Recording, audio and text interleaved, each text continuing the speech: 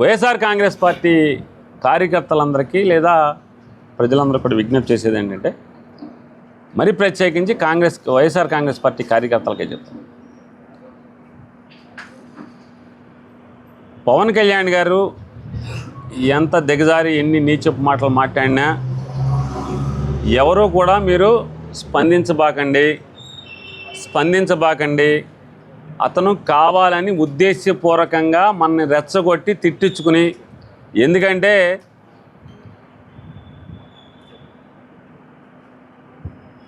జనసేన కార్యకర్తల్లోనూ జనసేనను అభిమానించే వాళ్ళలో మత్తు దిగిపోతుంది.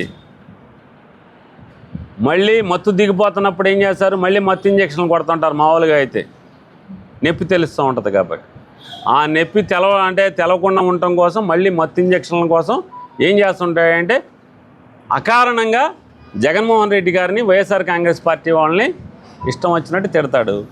వెంటనే మనం ఏం చేస్తాం, పౌరుషం గలవాళ్ళం కదా, వెంటనే మనం పవన్ కళ్యాణ్ని వాళ్ళందరినీ కూడా మళ్ళీ మనం తిడతాం. తిడితే ఏం చేస్తాడు, చూసారా మీరు అన్యాయంగా తిడుతున్నారని చెప్పని జనసేన అభిమానులకి మళ్ళీ మత్తు వచ్చేయాలి. మా వాడిని తిడతారా వీళ్ళు వైఎస్ఆర్ కాంగ్రెస్ పార్టీ వాళ్ళని. కాబట్టి మీరెవరు ఏమీ అనబాకండి, మీరు వినోదం చూసినట్టు చూడండి.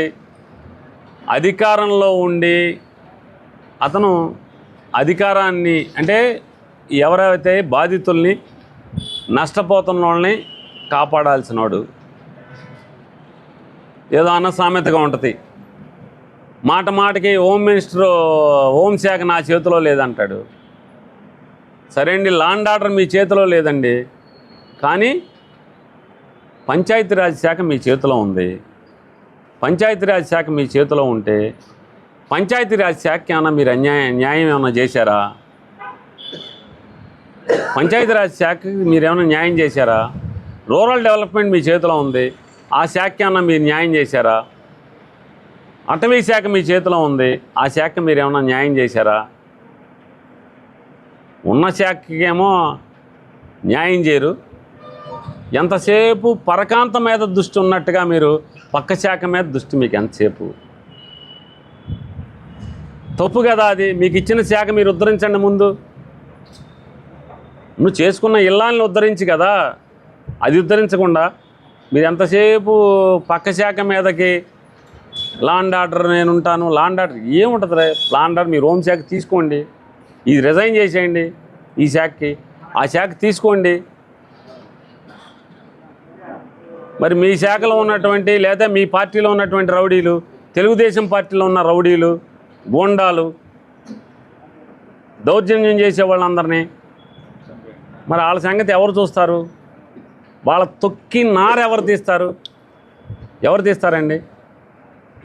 ఎంతసేపు వైఎస్ఆర్ కాంగ్రెస్ పార్టీ మీద మాట్లాడటం తెస్తే వెనకోళ్ళ మీద మాట్లాడండి.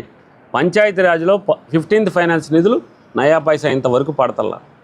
2 ఏళ్ల నుంచి 24 మాసాలు మీరు ఎక్కి ప్రమాణ స్వీకారం చేసిన దగ్గర నుంచి ఏ పంచాయతీలో కానీ, ఏ మండలంలో కానీ, ఏ జిల్లా పరిషత్లో కానీ అన్ని అకౌంట్లు ఫ్రీజ్ చేస్తున్నారు. అన్ని అకౌంట్లు ఫ్రీజ్ చేశారు.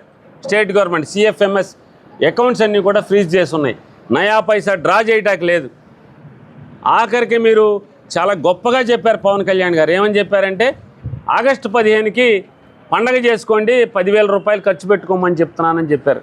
అవి ఏమని ఇచ్చారు జీవో? మీరు ఆ స్టేట్మెంట్ ఇచ్చిన తర్వాత పంచాయతీ సాధారణ నిధుల నుంచి ఈ ఖర్చు పెట్టుకోండి ఆగస్టు 15 అని చెప్పారు. మీరు మొదటి సంవత్సరం, మీరు మినిస్టర్ అయిన మొదటి సంవత్సరంలో ఇంతవరకు ఆటికి దిక్కు లేదు. ఇంతవరకు ఆ 10,000 రూపాయలు ఖర్చు పెట్టుకుంటాక డ్రా చేసుకుంటాక లేదు. 15th ఫైనాన్స్ ఖర్చు పెట్టాక లేదు. మరి ఏమున్నాయి? రోడ్లు వేసా అని చెప్పి బోర్డులు కడుతున్నారు. రోడ్లు మీరేటువంటి సార్, కేంద్ర ప్రభుత్వం యొక్క రూరల్ డెవలప్మెంట్ నుంచి వచ్చేటువంటి ఈ మ్యాండేట్స్ నుంచి వచ్చేటువంటి ప్రపోర్షనేట్గా వచ్చేటువంటి డబ్బులతో, NRGS నుంచి వచ్చేటువంటి డబ్బులతో అయ్యన్న పాత్రుడు పంచాయతీరాజ్ మినిస్టర్గా ఉన్నప్పుడు వేశారు. పెద్దిరెడ్డి రామచంద్రారెడ్డి గారు ఉన్నప్పుడు నిధులతో వేశారు. ఇవాళ మీరున్నాగా ఇంతవరకు మీరేదో చెప్పారు. ఇంతవరకు మీరు ఇచ్చినటువంటి నిధుల్లోంచి 3వ వారం దాటాక ఇంతవరకు డబ్బులు పడతల్లా. NRGSలో వేసిన రోడ్లకి, మీ పార్టీ వాళ్ళు చేసిన పనులకి ఇంతవరకు రోడ్లు నిధులు పడతల్లా. మరి మీ శాఖకి లేదు. అయ్యో కుంకి ఏనుగులు తెచ్చామన్నారు, ఒకటి గుడ్డిది ఒకటి కుంటిది ఒకటి ఇంకోటేదో అని చెప్తున్నారు. ఆ ఏనుగులు పనికిరాని ఏనుగులు కర్ణాటక వాళ్ళు మీకు ఇచ్చారు. ఇంకా ఏనుగులు దాడి జరుగుతూనే ఉంది. మీరు తెచ్చిన కర్ణాటక వెళ్ళి పెద్ద మీటింగ్ పెట్టి తెచ్చిన కుంకి ఏనుగులు ఏ ఏనుగుని తోలతలేదు. పొలాల మీద పడిన ఏ ఏనుగుని తోలవు, మీరు పట్టించుకోరు. అలాగే మీరేం చెప్పారు, పర్యావరణం మీ చేతిలో ఉంది.